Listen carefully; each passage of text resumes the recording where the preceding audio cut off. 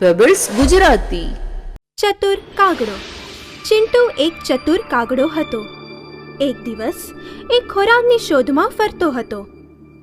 તડકો સખત હતો. ચિંટુને ખૂબ જ તરસ લાગી હતી. એણે આમ તેમ પાણી શોધ્યું, પણ એને પાણી ક્યાંય ન મળ્યું. શોધતા શોધતા એક જગ્યાએ એક માટલામાં એને થોડુંક પાણી દેખાયું, પણ માટલામાં પાણી એકદમ તળિયે હતું. એણે વિચાર કર્યો કે હવે કરવું શું? અચાનક એને એક યુક્તિ સૂજી. આજુબાજુ પડેલા મોટા મોટા કાંકરા એની ચાંચમાં લઈને એ માટલામાં નાખવા લાગ્યો.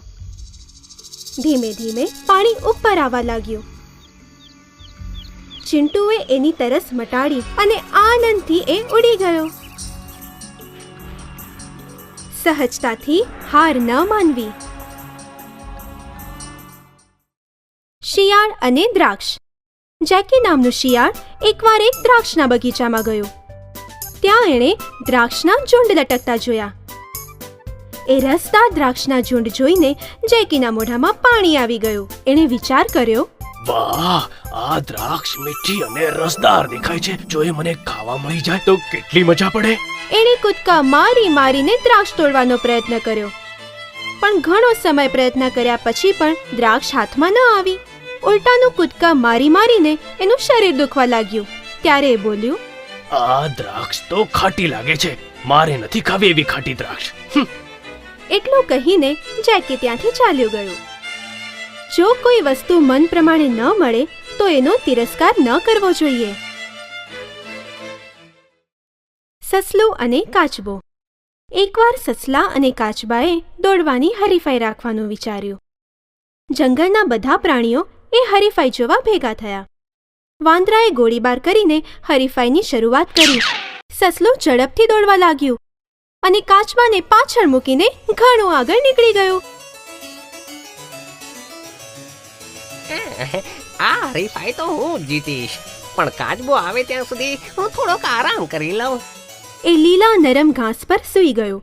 તરત જ એને તો મીઠી મજાની ઊંઘ આવી ગઈ. અહીંયા કાચબો ધીમે ધીમે ચાલીને સસલાને પાર કરી આગળ નીકળી ગયો.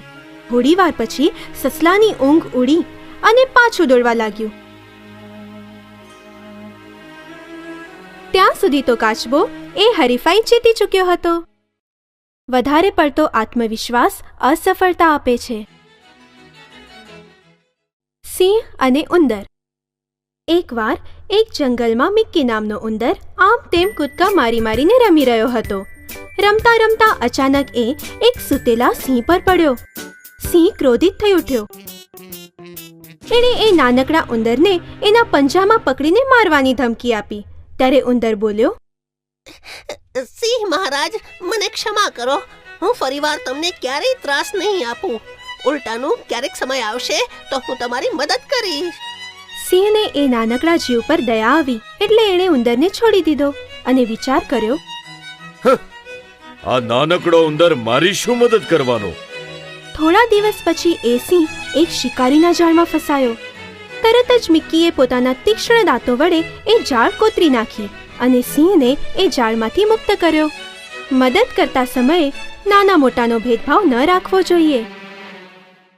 ચતુર ટોપીવાળો. એક દિવસ એક ટોપીવાળો એક નાનકડા ગામમાં ટોપીઓ વેચવા ગયો. તડકામાં ફરીને એ ખૂબ જ થાકી ગયો હતો. એક મોટા ઝાડ નીચે એણે એની ટોપીઓની પેટી મૂકી અને નજીક જ સૂઈ ગયો.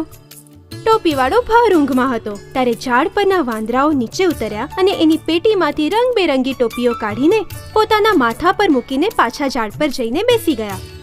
થોડી વાર પછી ટોપીવાળો જાગ્યો. જોયું તો શું, પેટી ખાલી અને બધા વાંદરાઓ ઝાડ પર ટોપીઓ પહેરીને બેઠા હતા. એણે જોરથી બૂમ પાડી, અરે એ વાંદરાઓ, એ ટોપી મારી છે, મને પાછી આપી દો. વાંદરાઓ પણ ઝાડ પર બેઠા બેઠા ચીચિયારી કરવા લાગ્યા. હવે કરવું તો શું કરવું? એટલામાં એને એક યુક્તિ સૂજી. એણે પોતાના માથા પરની ટોપી ઉતારી અને જમીન પર ફેંકી. એ જોઈને બધા વાંદરાઓ પોતપોતાના માથા પરની ટોપીઓ ઉતારીને જમીન પર ફેંકવા લાગ્યા. ટોપીવાળાએ તરત જ બધી ટોપીઓ ભેગી કરી અને પેટીમાં ભરીને ખુશખુશાલ થઈ ચાલતો થયો. દરેક મુશ્કેલીમાંથી નીકળવાનો માર્ગ હોય જ છે. લોભી કૂતરો. એક શહેરમાં રોજર નામનો એક કૂતરો રહેતો હતો. એને હાડકાં ચાવવાનું ખૂબ જ ગમતું. એક દિવસ રસ્તા પર ફરતા ફરતા એની નજર એક ખૂણામાં પડેલા રસભર્યા હાડકાં પર પડી. એણે તરત જ એ હાડકું મોઢામાં પકડ્યું અને હરખાતા હરખાતા ઘરે ગયો. વિચાર્યું, ચાલો જમવાની સરસ વ્યવસ્થા થઈ ગઈ. રસ્તામાં એક પુલ આવ્યો. એ પુલ પાર કરતા સમયે એને પાણીમાં એક કૂતરો દેખાયો અને એના મોઢામાં પણ એક હાડકું હતું. રોજરના મોઢામાં પાણી આવ્યું. એ હાડકું કેવી રીતે મેળવવું એ વિચાર કરવા લાગ્યો. એણે વિચાર્યું, જોરથી ભસીને એને ભગાડી દઉં અને એનું હાડકું લઈ લઉં. જેવો રોજરે ભસવા માટે મોઢું ઉગાડ્યું, એનું હાડકું નદીમાં પડી ગયું.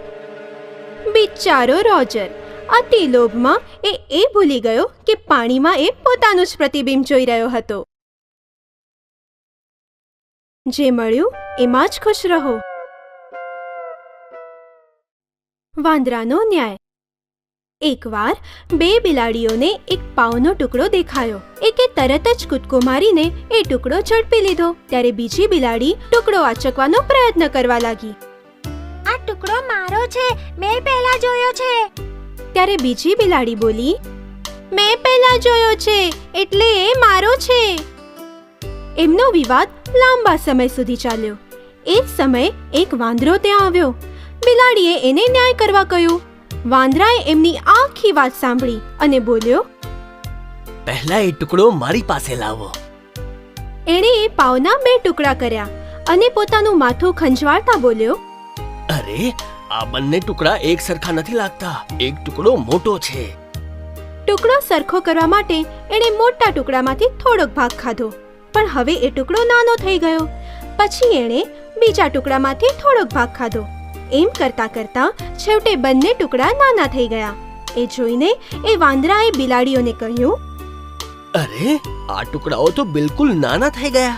એ હું તમને કઈ રીતે આપું? અને એ બંને ટુકડા પણ ખાઈ ગયો. બિચારી બિલાડીઓને હવે સમજાયું કે આપણા વિવાદમાં કોઈ ત્રીજો લાભ ઉઠાવી ગયું. બેના વિવાદમાં ત્રીજાનો લાભ. શિયાળ અને કાગડો. એકવાર એક શિયાળને ખૂબ જ ભૂખ લાગી. એ આમ તેમ ખોરાક શોધી રહ્યું હતું. અચાનક એની નજર એક કાગડા પર પડી, જેની ચાંચમાં ભાખરીનો એક ટુકડો હતો. એણે નક્કી કર્યું કે કંઈ પણ કરીને એ ભાખરીનો ટુકડો મેળવવો જ છે. એને એક યુક્તિ સૂજી. એ કાગડા પાસે જઈને બોલ્યું, કાગડા ભાઈ, વાહ વાહ વાહ વાહ વાહ વાહ, કેવું સુંદર તમારું રૂપ છે. તમારો અવાજ પણ એટલો જ મીઠો હશે. મને એક મીઠું મધુર ગીત સંભળાવો ને. પોતાની પ્રશંસા સાંભળીને કાગડો આનંદથી ફૂલાઈ ગયો. એણે તરત જ ગાવાની શરૂઆત કરી. જેવી એણે ગાવા માટે એની ચાંચ ઉગાડી, ભાખરીનો ટુકડો નીચે પડી ગયો. શિયાળ નીચે એની જ રાહ જોતું હતું. ટુકડો નીચે પડતાની સાથે જ એણે તરત જ લઈ લીધો અને એ આનંદથી ચાલતું થયું. વખાણ સાંભળી ક્યારે ફૂલાઈ ન જવું જોઈએ. હોશિયાર ગધેડો.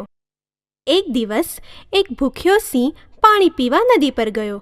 નદીના સામેના તટ પર એક ગધેડો પાણી પીતો હતો. સિંહે તરત જ એ ગધેડાનો શિકાર કરવાનું નક્કી કર્યું અને બોલ્યો, અરે ઓ ગર્દભરાજ, શું નદીની પેલે પાર ઘોડાઓ છે? મારે એમનું ગીત સાંભળવું છે. સિંહની યોજના ગધેડો ન જાણી શક્યો અને બોલ્યો, હું જ તમારી માટે ગીત ગાઉં તો? આટલું કહીને ગધેડો આંખો બંધ કરીને ઊંચા સ્વરે ગાવા લાગ્યો. તરત જ સિંહ તરાપ મારવા તૈયાર થયો, પણ ગધેડો ખૂબ જ હોશિયાર હતો.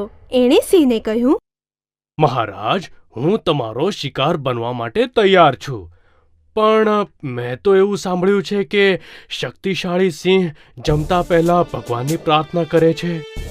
સિંહ પોતાને મહાશક્તિશાળી સમજતો હતો. એણે ભગવાનની પ્રાર્થના કરવા માટે પોતાની આંખો બંધ કરી અને પ્રાર્થના શરૂ કરી. ગધેડો તકનો લાભ ઉઠાવી ત્યાંથી ભાગી ગયો. બુદ્ધિ ચાતુર્ય જ સૌથી મોટું બળ છે. ઢોંગી કાગડો. એકવાર એક કાગડાએ સુંદર મજાનો મોર જોયો. એણે વિચાર્યું, હું પણ એની જેમ સુંદર કેમ ન બની શકું? એણે થોડાક મોરપીંછ ભેગા કર્યા અને પોતાના શરીર પર લગાવ્યા, પણ થયું ઉલટું. એ વિચિત્ર દેખાવા લાગ્યો. બીજા મોર એને જોઈને બોલ્યા, આ મૂરખ કાગડો આપણી જેવા દેખાવાનો પ્રયત્ન કરે છે. બધા મોર ત્યાંથી ચાલ્યા ગયા. કાગડાના બીજા મિત્રો એની પર હસવા લાગ્યા અને મશ્કરી કરતા કરતા ત્યાંથી ઉડી ગયા. હવે કાગડાને પોતાની મૂર્ખતા સમજાઈ એ પાછો પોતાના મિત્રો પાસે ગયો અને કહ્યું, મિત્રો, મને માફ કરી દો. મને મારી ભૂલ સમજાઈ ગઈ છે. મને પાછો તમારી સાથે લઈ લો, મિત્ર બનાવી લો. હું મારા કાગડાના રૂપમાં ખુશ રહીશ. ભગવાને આપેલી વસ્તુઓમાં જ સંતોષ માનો. સિંહ અને ગાયો. એક સમયની વાત છે. 4 ગાય સાથે રહેતી હતી. એ એકબીજાની પાક્કી બહેનપણીઓ હતી. એ ચારે હંમેશા સાથે જ રહેતી, સાથે ચરવા જતી, સાથે ફરવા જતી, સૂતી પણ એક સાથે જ. એમની આ એકતા જોઈને એમના શત્રુ એમની આસપાસ ફરકવાની હિંમત નહોતા કરી શકતા. એકવાર એક શિયાળ ત્યાં આવ્યું. હંમેશા એ સિંહના કરેલા શિકાર પર જ પોતાનું પેટ ભરતું. ઘણા દિવસથી મનગમતું ભોજન ન મળવાને કારણે એ એકદમ વ્યાકુળ થઈ ગયું હતું. એ ચારે ગાયોને સાથે જોઈને એના મનમાં એક વિચાર જન્મ્યો. મારે કંઈ પણ કરીને આ ગાયોની મૈત્રી તોડવી પડશે. ચારે ગાયો એકબીજાથી થોડીક દૂર ઘાસ ચરી રહી હતી. શિયાળ ધીમેથી એક ગાય પાસે ગયું અને કહ્યું, અરે, આ તે કેવી મિત્રતા! સાંભળ્યું છે કે તારી 3 બહેનપણીઓ તને મૂકીને નજીકના એક ખેતરમાં જવાની છે જ્યાં ભરપૂર લીલુંછમ ઘાસ છે. એ સાંભળીને એ ગાયને ખૂબ જ ગુસ્સો આવ્યો અને બોલી, અચ્છા, તો એમ વાત છે. ઊભો રહે, હું જેમની પહેલા ત્યાં જઈને ઘાસ ચરી આવું છું. અને એ બીજી ગાયોથી સંતાતી સંતાતી એકલી જ એક ખેતરમાં જઈ પહોંચી જ્યાં સિંહ એની આતુરતાથી રાહ જોતો હતો. એણે એક જ તરાપે એનો જીવ લઈ લીધો અને ચીરીને ખાવા લાગ્યો. શિયાળને પણ એનો ભાગ મળી ગયો. એકતામાં જ સાચી શક્તિ સંતાયેલી છે. 2 ભિખારી. સોહન અને મોહન 2 ભિખારી હતા. એ બંને એક મોટા મંદિરની બહાર બીજા ભિખારીઓ સાથે બેસતા અને લોકો પાસે ભોજન, પૈસા માંગીને પોતાનું ગુજરાન ચલાવતા. સોહન લંગડો હતો અને મોહન આંધળો. એક દિવસ એક શ્રીમંત માણસ ત્યાં આવ્યો અને એમને કહ્યું, મિત્રો, મેં મારા ઘરે એક મોટો જમણવાર રાખ્યો છે.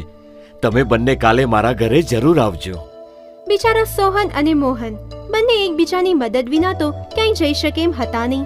મોહને સોહનને કહ્યું, જો મિત્ર, તું મને રસ્તો દેખાડતો જઈશ તો હું તને મારી પીઠ પર બેસાડીને ત્યાં લઈ જઈશ. સોહનના માર્ગદર્શન પર મોહન સોહનને પીઠ પર બેસાડીને લઈ ગયો. બંને જમણવારમાં ભરપૂર ભોજન જમ્યા. હંમેશા એકબીજાની મદદ કરવી જોઈએ. 2 કાગડા.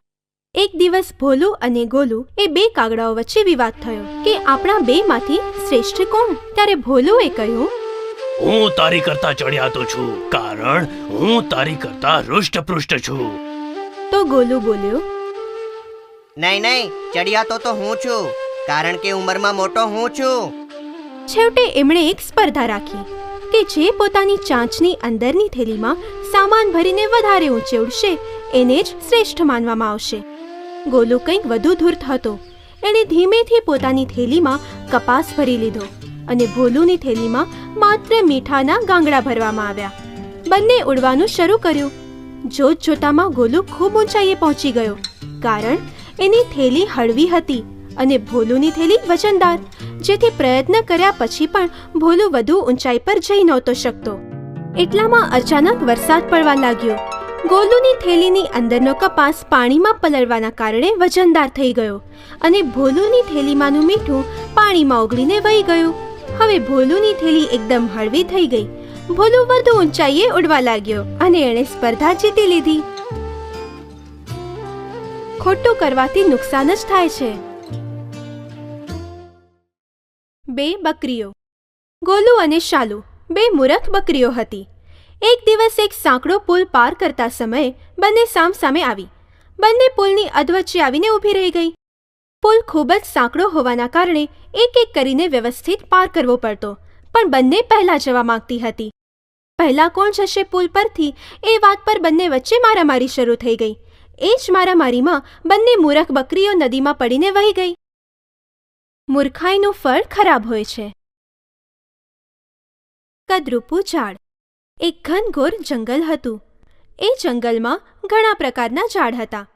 આંબો, વડ, પીપળો, સાગ, અશોક આવા અનેક મોટા ઝાડ હતા. એમાંથી ફક્ત એક ઝાડનું થડ વાંકું ચૂકું અને કદરૂપું હતું. બીજા ઝાડની બરોબરીમાં એ જ એકમાત્ર વાંકું ચૂકું કદરૂપું દેખાતું હતું. બધા ઝાડ એને કદરૂપું કહીને ચીડવતા. ત્યારે એ બિચારું હંમેશા એ જ કહેતું, હે ઈશ્વર, તે મને આટલું કદરૂપું શું કામ બનાવ્યું? હું બીજા ઝાડ જેવું સીધું કેમ નથી?